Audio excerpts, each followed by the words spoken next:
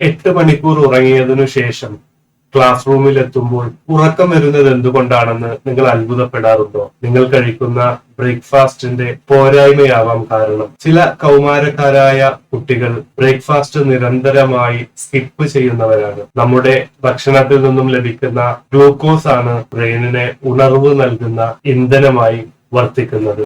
സമീകൃതമായ, പ്രത്യേകിച്ചും protein rich ആയ പ്രഭാത ഭക്ഷണം കഴിക്കുന്ന കുട്ടികൾ പ്രഭാത ഭക്ഷണം സ്കിപ്പ് ചെയ്യുന്ന കൗമാരക്കാരായ കുട്ടികളെക്കാൾ പഠിച്ച കാര്യങ്ങൾ ഓർത്തെടുക്കാനുള്ള കഴിവ് കൂടുതലുള്ളവരാണെന്ന് പഠനങ്ങൾ തെളിയിച്ചിട്ടുണ്ട്. ക്ലാസ് മുറിയിൽ മണിക്കൂറുകൾ കഴിയുമ്പോൾ തളർച്ചയും ക്ഷീണവും ശ്രദ്ധയില്ലായ്മയും ഉറക്കവും വരാൻ കാരണം സന്തുലിതമായ ബ്ലഡ് ഷുഗറിന്റെ അളവ് നിലനിർത്താൻ ആവശ്യമായ പ്രഭാത ഭക്ഷണം കഴിക്കാത്തത് കൊണ്ടാവാം. പ്രഭാത ഭക്ഷണം സ്കിപ്പ് ചെയ്യുന്നതിന് പകരം എളുപ്പത്തിൽ കഴിക്കാവുന്ന പ്രോട്ടീൻ റിച്ച് ആയുള്ള ഭക്ഷണങ്ങൾ നിങ്ങളുടെ ഭക്ഷണക്രമത്തിൽ ഉൾപ്പെടുത്തി നോക്കൂ. തീർച്ചയായും നിങ്ങൾക്ക് വളരെ വലിയ വ്യത്യാസം കാണാൻ സാധിക്കും.